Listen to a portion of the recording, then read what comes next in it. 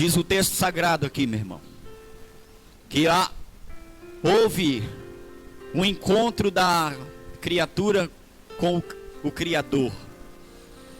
Diz o texto sagrado que Saulo, ainda não chamado de Paulo, saiu da sua cidade. Ele pediu, meu irmão, o que hoje os oficiais precisam para entrar na nossa casa. Não é qualquer oficial que bate na sua porta e diz: eu sou da civil, da militar, eu sou da federal, eu sou do judiciário, que pode entrar na sua casa se não tiver um mandato. Amém, igreja? E Saulo, ele pediu um mandato para o rei. Ele pediu um mandato para entrar nas casas, porque está escrito aqui, ó. Saulo não parava de ameaçar de morte os seguidores do Senhor Jesus. Ele foi falar com o grande sacerdote e pediu carta de apresentação para as sinagogas da cidade de Damasco. Quer dizer, ele foi à autoridade e ele foi pegar um mandato, uma autorização para entrar nas sinagogas. Para quê? Para arrancar os seguidores, do caminho do Senhor, diz o texto aqui. Aqueles que seguiam Jesus Cristo, aqueles que andavam com Jesus Cristo.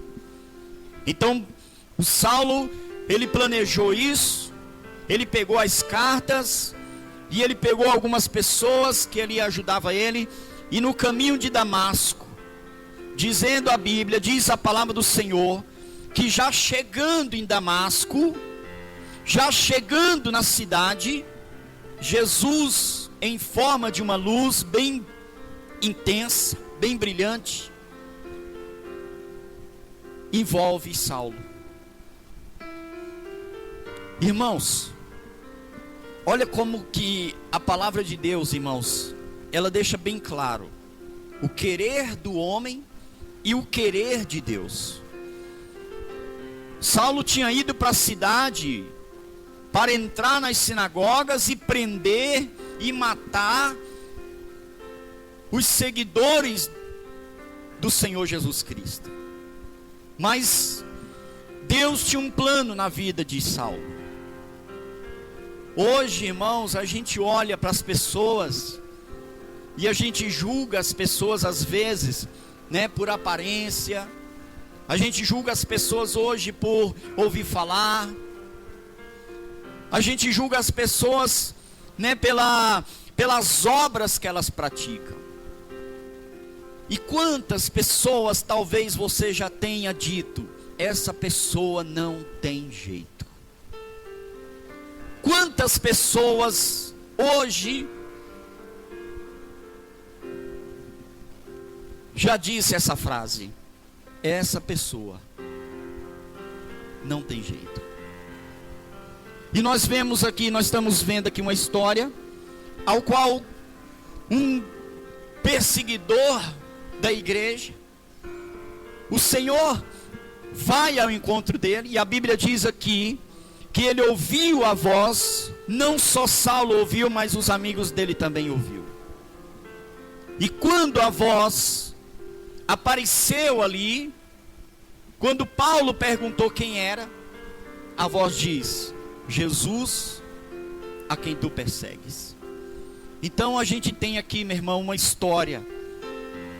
Eu acho a maior história de uma conversão, porque Paulo, a conversão dele foi uma conversão assim, irmãos, repentina. Hoje a gente vê pessoas que vêm para a igreja, daqui a pouco está fora da igreja. Hoje a gente vê pessoas que aceitam Jesus, daqui a pouco não aceita mais. A gente vê pessoas, meu irmão, que tem um tempo na presença de Deus e daqui a um tempo não está mais na presença de Deus. Há uma instabilidade muito grande. E aí você vai ver os motivos, são vários os motivos, que a pessoa abandona o caminho. E Paulo não. Desde esse encontro aqui que ele teve com Jesus, irmão. E o que é mais interessante é que Deus diz que Paulo passaria por umas dificuldades, passaria por umas lutas, e ele veria o que é sofrer por causa do amor de Cristo.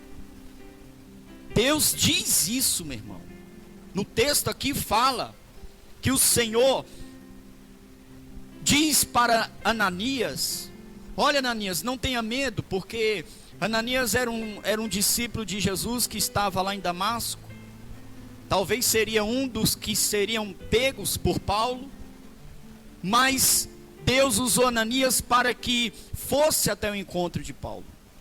Mas a fama de Paulo já tinha chegado em Damasco. E aí, quando Deus aparece para Ananias e diz: Ananias, eu quero que você vá a um lugar, porque lá está uma pessoa orando. Vamos ler aqui a partir do versículo 7, meu irmão. Os homens que estavam viajando com Saulo ficaram parados sem poder dizer nada. Eles ouviram a voz, mas não viram ninguém. Saulo se levantou do chão, abriu os olhos, mas não pôde ver nada. Então eles o pegaram pela mão e o levaram para Damasco. Ele ficou 3 dias sem poder ver, e durante esses 3 dias não comeu nem bebeu nada. Olha para mim, igreja. Aqui, ele não ficou em jejum porque quis. Ele não sabia o que era jejum. Você está entendendo, igreja? Ele ficou sem comer pela circunstância que ele estava. Ele ficou sem comer por causa do que tinha acontecido na vida dele. Ele não ficou sem comer nem sem beber porque ele falou: eu vou fazer um jejum, sendo que ele não sabia. Ele estava acabando de ter um encontro com o Senhor. Irmãos, o Evangelho, segundo 1 Tessalonicenses, o Evangelho, ele é um Evangelho de poder. Por que eu estou insistindo nisso? Porque o Evangelho, meu irmão, ele tem que mudar a nossa vida. Ele tem que mudar nossos pensamentos. Nós não podemos ouvir a palavra de Deus, nós não podemos ler essa palavra e não ter nenhum tipo de sentimento. Quando nós pecamos, porque nós somos pecadores, igreja. Você peca, eu peco, a gente peca, mas a diferença é o sentimento que começa a brotar dentro do coração daquela pessoa. Quando a pessoa entende verdadeiramente o que é o Evangelho, eu já preguei isso aqui, mas eu estou repetindo, porque a gente precisa entender isso, irmão. Quando nós entendemos o Evangelho precisa mudar o teu caráter. O Evangelho precisa mudar a tua natureza, precisa mudar o teu pensamento, precisa mudar o teu jeito. Como é que um homem, meu irmão, que estava a caminho de uma cidade, com cartas debaixo do braço, pronto para entrar nas sinagogas. Sinagoga era como se fosse isso aqui, ó. Era um local onde religiosos se reuniam e ali adoravam aos deuses de cada nação, de cada grupo. E Paulo foi especificamente com cartas para entrar nas sinagogas das pessoas que estavam seguindo Jesus Cristo. Paulo queria pegar, meu irmão, os religiosos judeus, não romanos, como ele era. E ali a gente vê um homem que respirava morte, irmão. Um homem que desejava, a morte. Ele só podia ter ódio no coração. Ele odiava seguidores de Cristo. Ele odiava quem falava de Cristo. E um homem desse tem um encontro com o Senhor. Uma luz envolve ele. E a luz era tão brilhante, que ele fecha os olhos, porque ele não aguentou abrir os olhos com a luz que estava. Não é essa luz aqui não, que a gente olha para ela. Não é um refletor qualquer. A luz do Senhor, meu irmão, brilha mais do que qualquer luz que inventam aqui na terra. Muito mais do que o sol, para você ter uma ideia. O sol não ilumina, o sol faz é queimar. A luz do Senhor envolveu Saulo. E ele fecha os olhos, porque a luz foi tão imensa que ele fecha. E quando ele fecha os olhos, o Senhor fala, mas não aparece. Nesse momento aqui, Jesus, irmãos, já tinha cumprido a missão na terra, já tinha ido, já tinha passado milhares e milhares de anos. E ali, quando Saulo fecha os olhos por causa daquela luz, os olhos dele se fecham, mas se abre outra coisa, os ouvidos. Por isso que a Bíblia diz, irmãos, quem tem ouvidos ouça o que o Espírito diz às igrejas. Saulo não viu Jesus, os homens que estavam com ele não viram também, só ouviram a voz. Está entendendo? Diga. E a luz só envolveu Saulo, porque os amigos dele não ficaram cegos. E quando aquela luz envolve Saulo, que os olhos fecham, automaticamente os ouvidos abrem. Sabe o que isso quer dizer? Olha para mim, igreja. Enquanto você não fechar os olhos da carne, enquanto você não fechar os olhos para essa terra, enquanto você não fechar os olhos para os problemas, jamais teu ouvido espiritual vai se abrir. Por que, irmãos, que muitas pessoas hoje sofrem dentro das igrejas como o povo fora da igreja? Por que muitas pessoas não conseguem vencer a adversidade, não conseguem vencer problema, não conseguem vencer luta? Porque elas estão com os olhos abertos. E os olhos abertos, a gente vai ver problema, a gente vai ver dificuldade, você vai ver defeito, você vai ver muita coisa.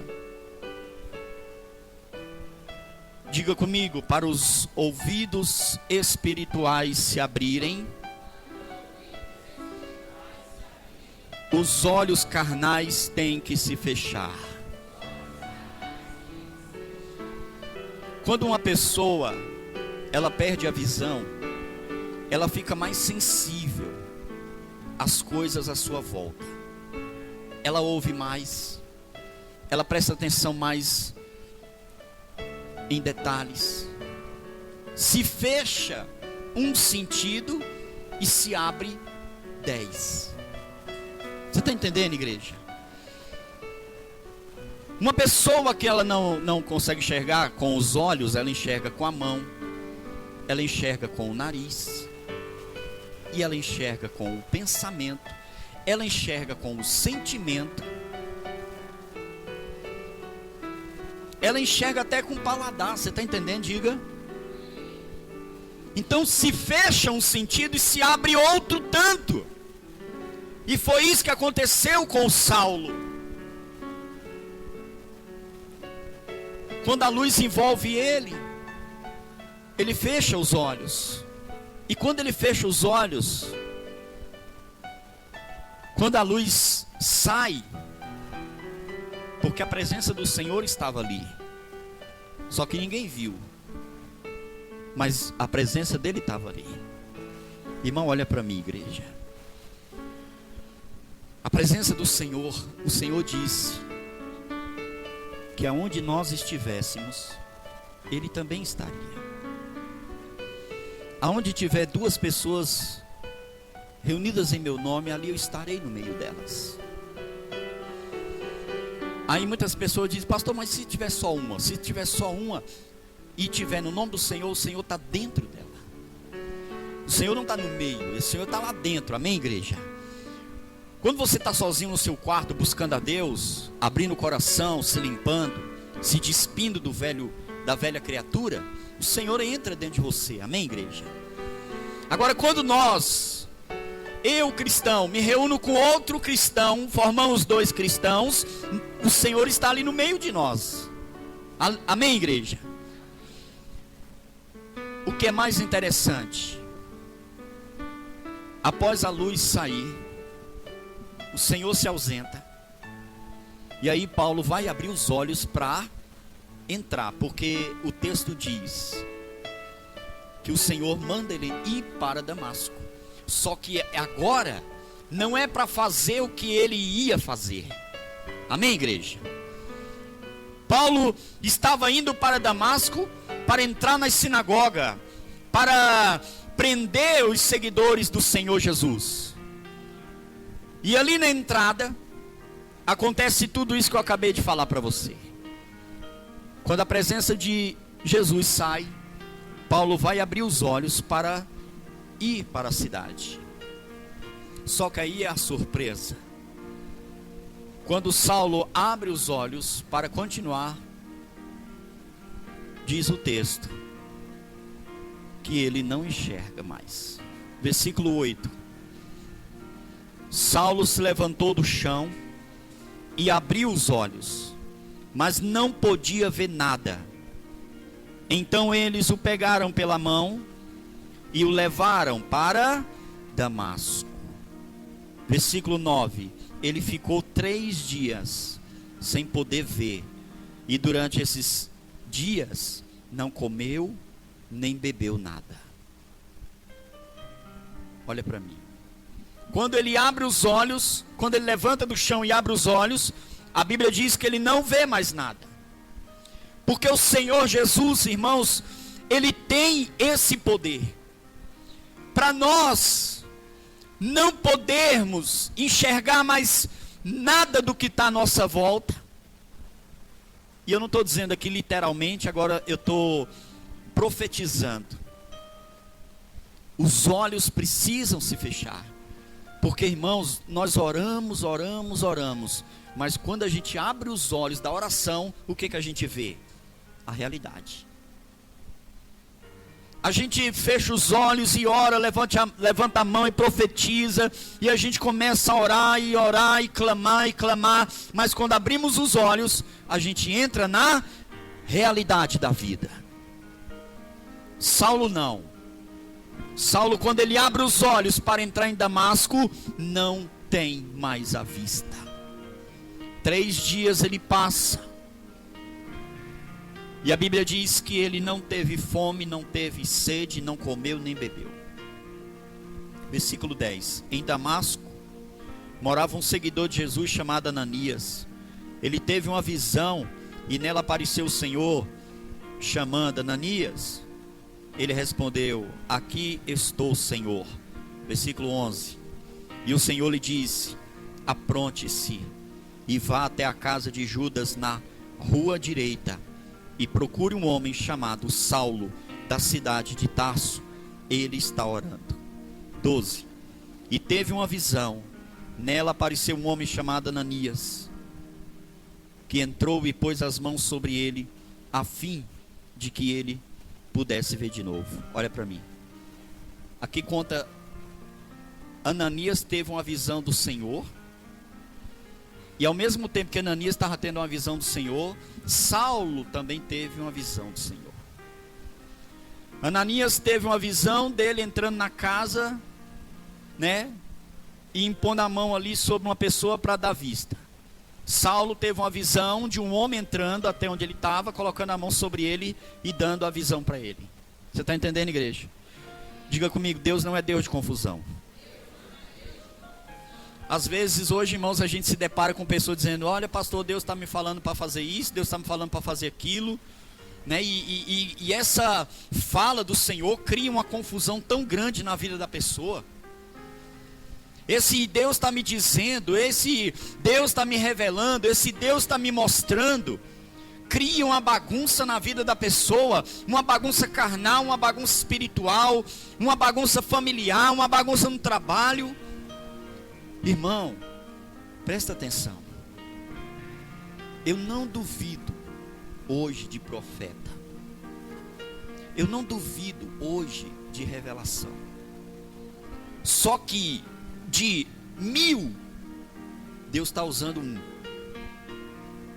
Aliás, 1000 não. A cada 10.000, Deus usa 1.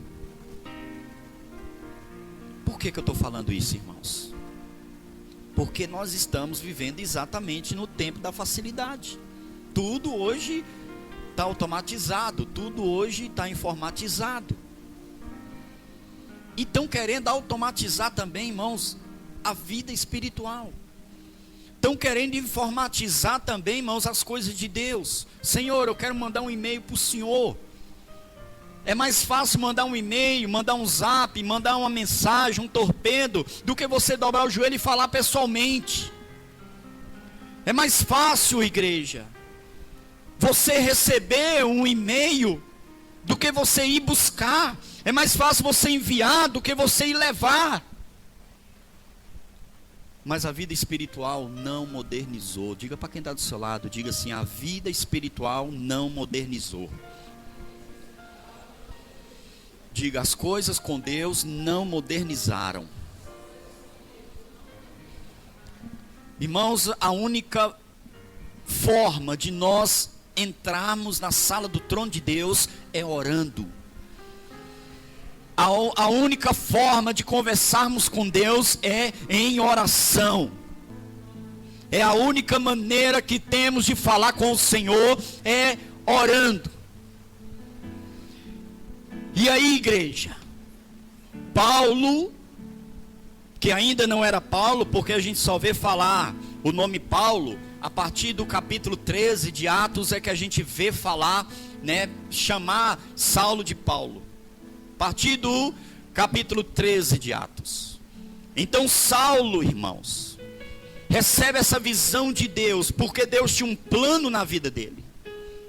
As coisas de Deus, ela pode parecer difícil, complicada. As coisas com o Senhor pode parecer, meu irmão, porque é verdadeiramente, a palavra do Senhor diz, que quem quiser viver uma vida correta com Deus, vai ter luta. Quer ver? Vamos para o texto, 13, versículo 13. Ananias respondeu: Senhor, muita gente tem me falado a respeito desse homem, e todas as maldades que ele fez em Jerusalém, com os que creem no Senhor. 14. E agora ele veio aqui a Damasco com autorização dos chefes, dos sacerdotes, para prender todos os que te adoram. Olha para mim, olha para mim. Até Ananias em Damasco já sabia o que Saulo estava fazendo em Damasco. Senhor, esse homem trouxe autorização para entrar na sinagoga. Esse homem trouxe autorização para prender os seguidores do Senhor. Esse homem, ele tem uma fama de matar seguidores, discípulos do Senhor. Só que Deus virou para Ananias e disse, o Senhor Jesus virou para Ananias e disse: confia em mim. Hoje as dificuldades do mundo estão tão grande, irmãos, tão grande, a pessoa está tão oprimida, tão carregada de problema, de dificuldade, de luta. Irmão, é tanta luta, é tanta correria, é tanta coisa que a pessoa tem que fazer, que ela se vê, irmãos, entre a fé e a realidade. Ela se vê entre crer e ver. Ela se vê hoje, meu irmão, entre acreditar na palavra ou ver a realidade da vida. E o Senhor não cansa de dizer para você: confia em mim. O problema é que você não ouve. Sabe por que você não ouve? Porque os olhos estão abertos. Os olhos estão, os olhos de Saulo, que respirava ameaça. Os olhos de Saulo representam para nós hoje a nossa vida espiritual. Quantos cristãos tem dentro das igrejas hoje, meu irmão, preocupados? Quantos? Aqui. Se a gente for fazer aqui um IBGE,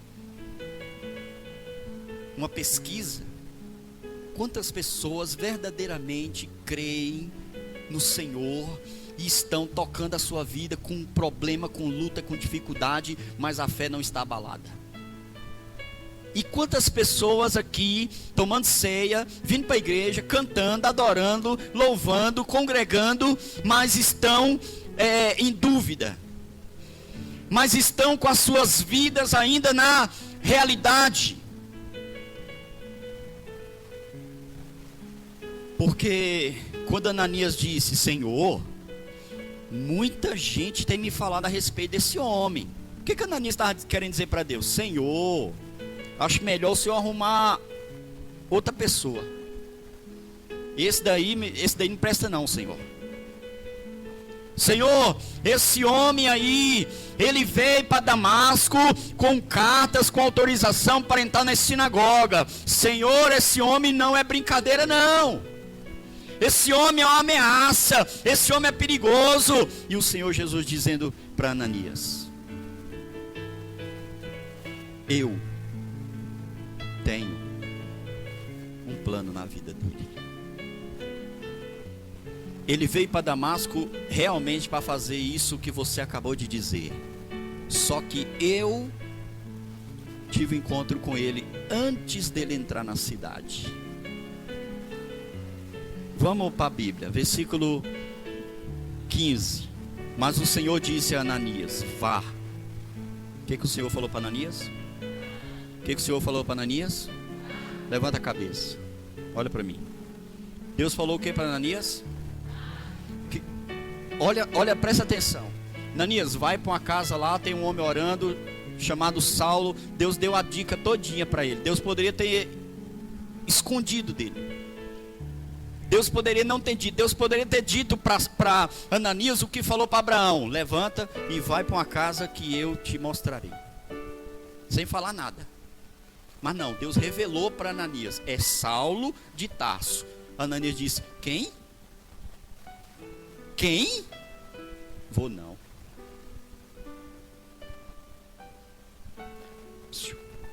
Quando Deus mandar você fazer uma coisa, levanta e vai, irmão. Quando eu leio isso, irmão, eu lembro de 20 anos atrás. Quando eu estava sentado aí, o pastor disse: irmão, você está com oportunidade? Eu disse: eu? Vou não. Eu vou não. Eu tenho vergonha. Eu tenho timidez. Ananias disse: quem? Saulo de Tarso? Senhor, e aonde? Vou nada. Vou não, Senhor. Vou não, me perdoa, eu amo muito o Senhor. O Senhor é o Senhor, no céu, na terra, embaixo da terra. Estou para o Senhor, mas agora não vou não. Você está entendendo, igreja? Mas o Senhor disse a Ananias: vá, pois eu escolhi esse homem para trabalhar para mim, a fim de que ele anuncie o meu nome aos não-judeus, aos reis e ao povo de Israel. Versículo 16: eu mesmo vou mostrar a Saulo. Olha o que Deus falou para Ananias. Versículo 16: eu mesmo vou mostrar a Saulo tudo que ele terá de sofrer por minha causa.